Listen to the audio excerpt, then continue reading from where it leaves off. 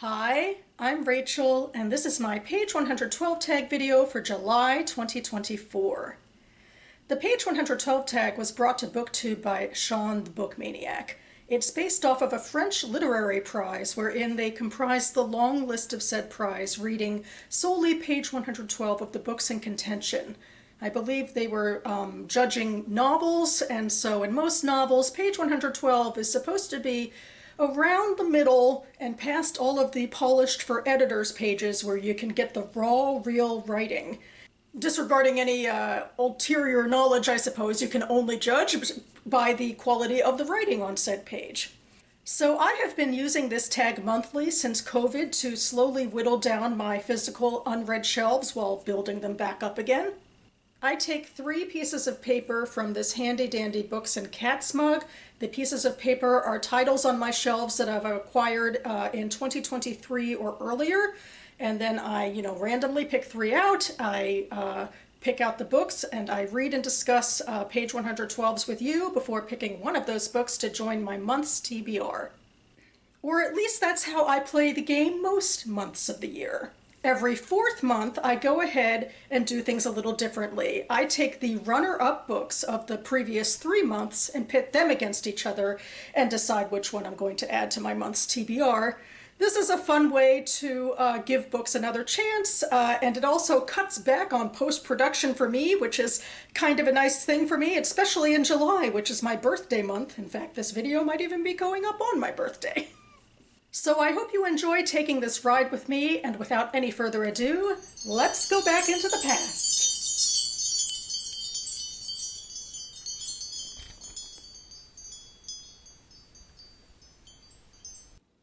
Laletti rolls over, her eyes glazed with fever. The pillow is stained red. She groans and then closes her eyes again. Mama, wake up. Laletti's eyes open again and seek Zadwa's, though when they meet it feels as if Laletti is looking right through her. Where is the baby? The corners of Laletti's mouth twitch upward. Demisa, my son, is that you? Dread washes over Zadwa. Her mother is clearly delirious, and who knows what a person in her state might have done. No, it's me, Zadwa, your daughter, Zadwa says, shaking her gently. Where is my baby, Mama? Baby? The ghost of a smile disappears. Yes, the baby. Don't you remember? Where is he? Where is my son? Laletti's eyes widen in what appears to be a moment of clarity. She opens her mouth to answer, and Zadwa strains forward to hear what her mother will say. I took him. She stumbles over the words. You took the baby? Zadwa prompts, trying to keep her voice calm despite her rising panic. You took him where? He is gone. Gone? Gone where, Mama? What did you do with him? I did it for you, Laletti answers, and for him. What? What did you do? Laletti seems to consider the question, but before she can answer, her eyes roll back as she begins convulsing. Okay, so this page I feel like is quite obviously the end of a chapter, as you can see here. And I think Murray quite deliberately ended it on, a dramatic note to get you to keep reading, although it seems like perhaps we're going on to the next chapter might be a new character named Ruth. But anyway, yeah, I feel like that's kind of heavy end of chapter drama. And, we have very little context for what's going on. I mean, obviously that's true all the time, but there's not a lot happening on this page. It, I think, explains pretty clearly, though, that the mother seems to have some sort of medical issue, and that's why Zadwa believes that the mother has gotten rid of her son. And we don't know any other context for, why this might have happened, why the mother might have felt justified other than perhaps illness, but I would assume there's more going on in this book as well.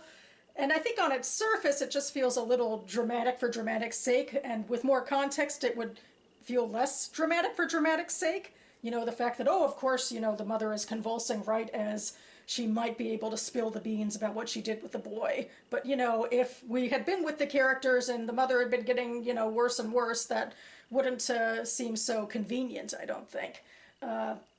So I feel like this one kind of suffers from, a page 112 that's like just a little less going on, and it's quite deliberately a dramatic moment to, get tension moving. And I do think the tension actually was really nice on this page. Like, the stuttering dialogue and Zadwa leaning forward to hear her and like trying to keep the panic out. I mean, it's just like the rising tension of, what happened to the boy and are we going to find out, and, racing against time for whatever's happening with the mother, or if the mother will tell her. But overall, I feel like it isn't as grabby on its own. I think I'm going to put this one down for now, but obviously I'm looking forward to ultimately getting to it.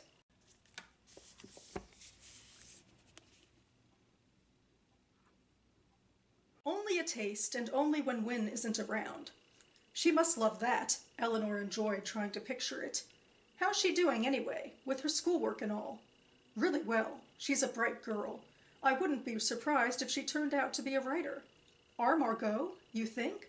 I do, Eleanor said. You just wait. You sound very sure of that. Tom handed her the drink. She's already shown a lot of promise. Eleanor sipped her drink. It was so good. Or did she feel that way because Tom had made it? Some of her compositions are first rate. As good as any student I've ever taught. Better, in fact. Oh, that's right. Trish said you used to be at Brandon Wythe. Eleanor nodded, hoping to discourage further questions. An excellent school, or at least that's what I hear. Why'd you leave? Mr. Bellamy, she couldn't call him Wynne, had asked her the same question. It was time to move on. Eleanor hoped her voice remained light and did not betray her.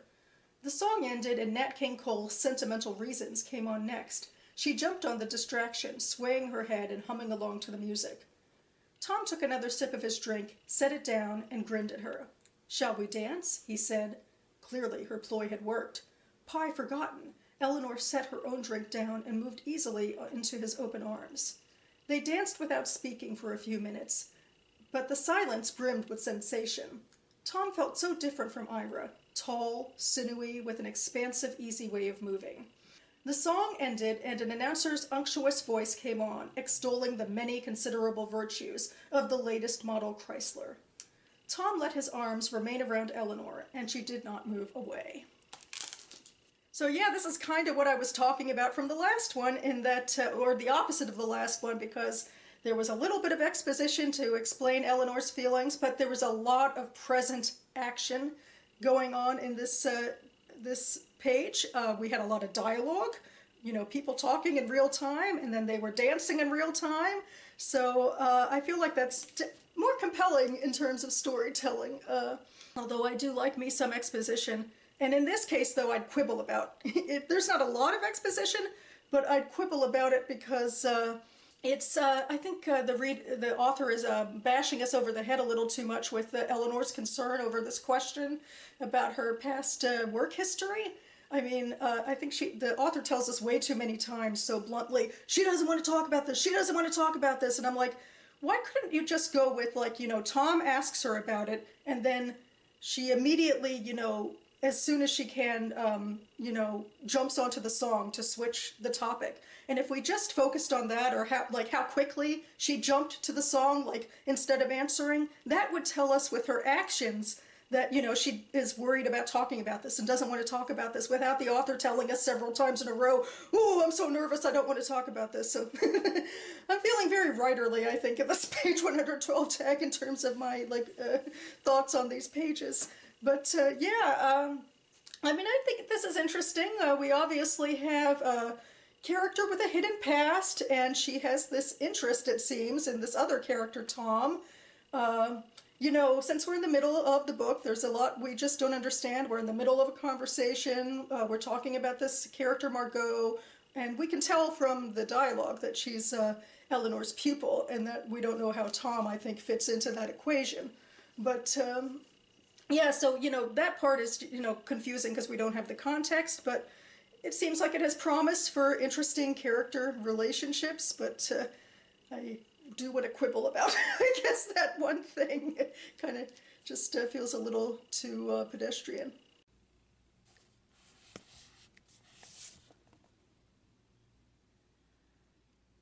The Fox Gothic stone mansion was overheated, and I began to sweat even as I pushed open the massive Fox medieval door.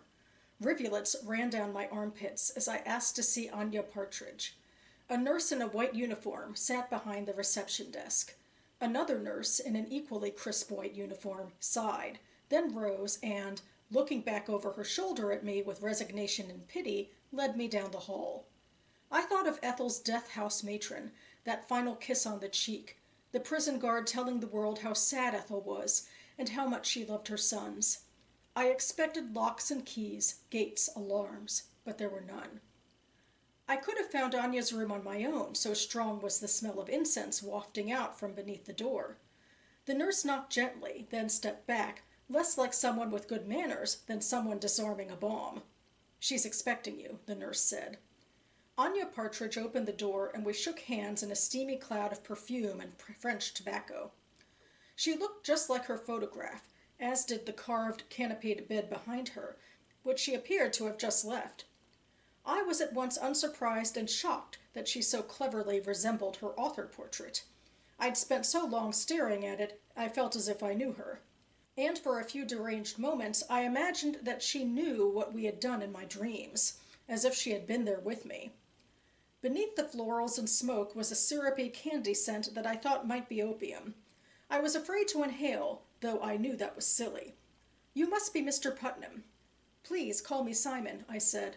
"Then you must call me Anya." "Come into my parlor," said the spider to the fly. My strangulated laugh was pure hysteria. I wished I could take it back. I felt helpless, unnerved. Anya had already taken control. Okay, so I thought this was overall pretty strong, present moment, lots of action, exposition and dialogue, all the good stuff. Interesting scene setting, really, with these nurses in what seems to be a hospital of some sort. The author was already presenting the idea of Anya being an intimidating figure, that even the nurses were like looking at him with pity, or, stepping back from the door as though there'd be a bomb threat. Although I did find that final line of hysteria to be, I don't know, a little over the top. That was my thought about it. The other things I noticed in this page were things that I knew from context, that I remembered reading the back of the book or whatever as I was reading through this page. For example, the Ethel who is mentioned is Ethel Rosenberg. The Rosenberg trial and execution features like in the backdrop of this book. So I knew that's who he was thinking about, which is also, I guess, a weird thing to think about in comparison to someone he's intimidated by, because, he was remembering Ethel as she was being killed, which seems like victimization. And I think Ethel Rosenberg, in large part, well, at least today, I'm not sure about in the context of this story, but I think she's seen as very much a victim of what happened. And then the other thing I was kind of remembering as we're introduced to Anya is that I think this Simon Putnam might work in the literary field somewhere, might be, I guess, connected either to her publisher or her agent, so I'm assuming he's there on some sort of official business.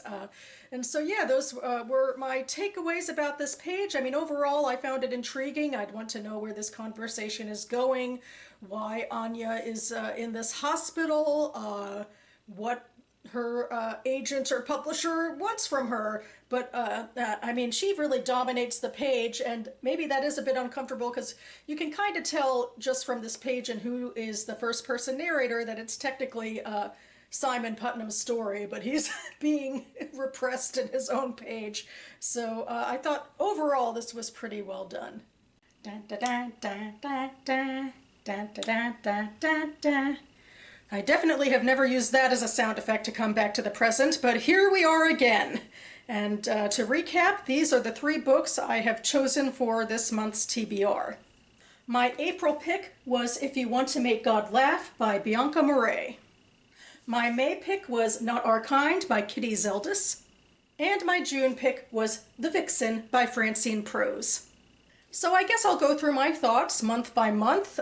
With If You Want to Make God Laugh, it was an intentionally dramatic page, being the end of a chapter, trying to, get people geared up for the next chapter. And in a certain way, and maybe I am being too harsh about this, that kind of worked against it for me because it felt a little too contrived, and maybe I would have preferred a page that's more in the middle of a chapter where you don't have to worry about, setting things up for the next installment or whatever. So there's that. Of course, there's a lot of names coming at you that, we don't have the context exactly about who these people are, but it certainly does seem like a really intriguing situation about the loss of a son and whether or not that son will be able to be found, and the mother or grandmother figure seems mentally impaired. So I mean, there is a lot that I think could naturally draw people into this, and it's maybe just a sort of snobby thing that makes me think I don't like the contrived end of chapter nature.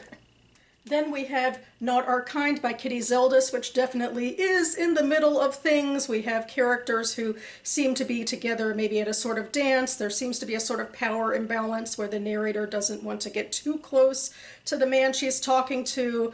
And to be nitpicky, again, the big thing that drew me out of the page was I thought the author was hitting us over the head a little too much with how much the character didn't want to talk about a certain issue, and I wish she'd found just a more subtle way to do it.